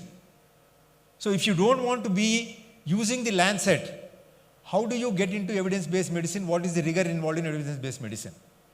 So New England Journal published an article in 1959. The standard of care for coronary artery disease at that time was ligating the internal mammary artery with the hope that blood will be diverted to the heart and the cardiovascular symptoms will improve. That was the standard of care. So what it required was for them to do a sham operation, open the chest, and then the randomization slip will be opened, and you decide whether you ligate the internal mammary artery or not. Okay? Post that surgery, in a double-masked fashion, the stress ECG and other parameters were done, and there was no difference between where the internal mammary artery was ligated and not ligated. That is how the standard of care changed from ligating internal mammary artery to the coronary bypass surgery and stenting that we do now. So if you don't confront the knowledge that you get in a very rigorous manner, the standard of practice will not change and we will not be any better off. So if you keep reading any publication that comes on your way and believing that publication to be truth, then we are being taken for a ride in our most important profession for which we have given our time. So we need less research, better research, and research done for right reasons, is what they said in the journal. Okay? If a doctor is using the wrong medication, making a wrong diagnosis and prescribing wrong medicines, we know that it is obviously wrong and unethical. But what about researchers who use wrong techniques willfully or by ignorance? use the right techniques wrongly, misinterpret their results, report their results selectively, cite literature selectively, so on and so forth. So all this is very common. That's happening day in and day out. And one more publication says some, perhaps most of the published articles belong to the bin and certainly should not be used in deciding what we need to practice. So all the top journals that we have, American Journal of Ophthalmology, Archives of Ophthalmology, British Journal and Ophthalmology, the Blue Journal, some time ago, they were rated on whether they are following the guidelines, so-called consort guidelines, when you publish a randomized controlled trial. And the compliance was, out of a course score of 12, it never crossed 7, between 5 and 7. So that's the kind of publications we have, even in our best journals. And that's why they go to conclude that those publications are not good enough. So with that background, if you pick up a journal and want to read something, how would you read it? Okay? When I started reading journals as a resident, the most important thing for me was introduction, because it will give me some background knowledge, abstract because it will tell me what they have concluded, and discussion because it will give me masala for me to tell people that I've read an article. Okay? So the abstract, the introduction and the discussion are probably a good ways to start, but not the where you should stop. Okay? The meat of the article, the essence of the article is there only in the methods and results. If you don't understand what methods are used and how to look at the results, you will be taken for a ride. So let me show you some examples. While they do that, what we need to be aware is that what are the publications by the researcher who is publishing them, biases of the publisher. What are the definitions they are using for, if I say primary open angle glaucoma, all of us think that it is primary open angle glaucoma, why should it need a definition? But which kind of primary open angle glaucoma, what stage of primary open angle glaucoma, what all investigations were done before labeling it as primary open angle glaucoma is what they should specify. If they have not specified that, you don't know what definitions they've used. And in all published literature, because of their biases, the authors look at only some aspects of the data that is available, ignoring the data that is present in the article. So we should be looking at what is there beyond what the authors are trying to tell us. So this is an article published in Archives of Ophthalmology in 2001, right? The abstract says that treatment as used in the study is free from serious complications, though a new complication of atonic pupil is reported. It's a rapid and easy to learn primary surgery for primary open angle glaucoma. What is this? Transscleral diode cyclophotocoagulation in sub-Saharan Africa. What is the definition of glaucoma there? Checking the intraocular pressure with a short stonometer and making a diagnosis of glaucoma. The reported success rate is 48%. What is the definition of success? 20% reduction along with medications. Why do you want to do surgery in sub-Saharan Africa? Because they can't afford medications. So if they can't afford medications, you want to do a surgery and your definition includes along with medications you are reducing 20% IOP, it's no success at all. And then IOP increased from the baseline in 26 of the 79 eyes. How do I say that? Because this is the graph they have given, the scatter plot. So all the points in the scatter plot above this median line I counted are cases where the intraocular pressure actually increased post-operatively. Okay? So if the intraocular pressure increased post-operatively in 32% of the patients, 33%, and you are claiming it's an easy to learn, easy to use procedure in primary open angle glaucoma, you're doing something wrong. The vision reduced in 20%, in 19 patients, 5%. So that you don't want to. And then atonic pupil is another complication that is there. What will be the long-term implications? We don't know. These two graphs are the ones that had the maximum mileage as far as industry marketing is concerned. Intraocular pressure less than 12 always, less than 18 always, and mean intraocular pressure less than 12 reduces the chances of progression according to the Advanced Glaucoma Intervention Study. And this publication actually got the award from the World Glaucoma Association also. This is a post hoc analysis. They wanted to see between whites and blacks whether you should do trabeculectomy first and then ALT and then trabeculectomy, or ALT first and then trabeculectomy and then ALT. So, and what the results they are producing is as ad hoc post hoc analysis. A visual field score of more than 4 is needed to say that it is actually progress. The visual field was given a scale from 0 to 20. 0 normal visual field, 20 advanced field loss. A change of 4 units was considered to be a significant change. 11% of patients in the second field done within 6 weeks, the visual fields improved by more than 4, and 5% of patients, the visual fields deteriorated by more than 4 within the first week, 4 weeks. That's the test-retest variance. And the results that they have shown, an increase in visual field score of 4 or more from baseline value is considered to be significant, is what they have published. And the graphs they show,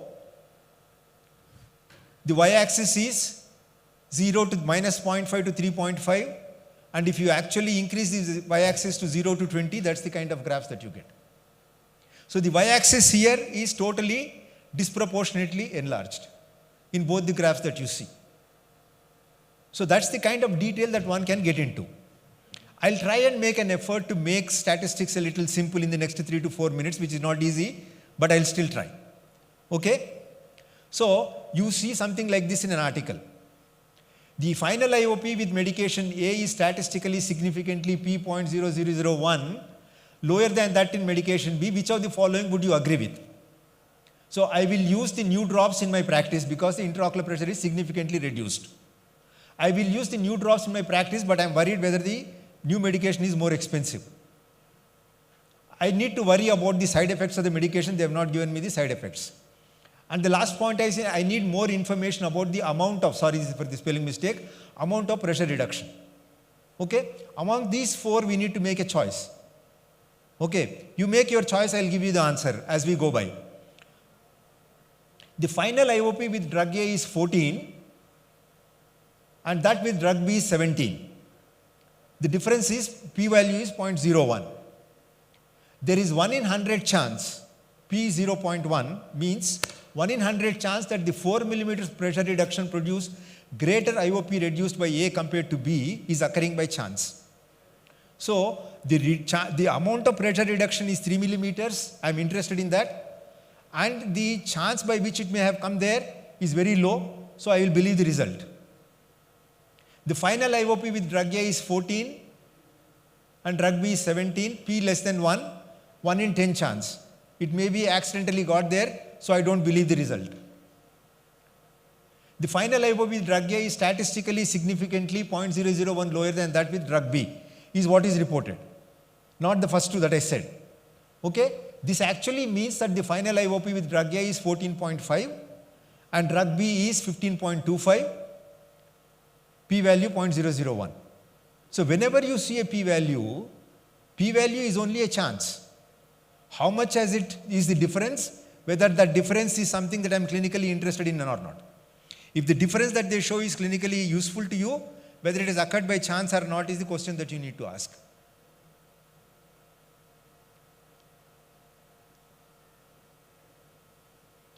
One more example. The final IOP with medication A is statistically significantly lower than that with medication B, sorry. This is the clinical versus statistical significance, already said that. The ocular hypertension treatment study reported a 50% risk reduction with medical treatment. Early manifest glaucoma reported 17% risk reduction with medical treatment. So the choices are, OATS results show better protection, the risk reduction is more. EMGT results show better protection as the subject included had actually glaucoma, not ocular hypertension. Cannot compare as the inclusion criteria are different. EMGT results are better as the number needed to treat is better. So you need to make one of those choices. The risk reduction in ocular hypertension is from 10% to 5%. The absolute risk is 10 minus 5. 5% is the risk reduction that is got. That means patients with ocular hypertension treated for 5 years, 10% developed glaucoma in the control group, 5% developed glaucoma in the treated group. So without treatment, 1 in 10 will develop glaucoma, 1 in 10 out of the 100 develop glaucoma. With treatment, only 5 out of 10 will develop glaucoma. So the risk reduction is from 10% to 5%. 5% is the absolute risk reduction. Because it is reduced by 5 out of 10, it is 50%. So instead of saying 5%, they are telling 50% is the relative risk reduction.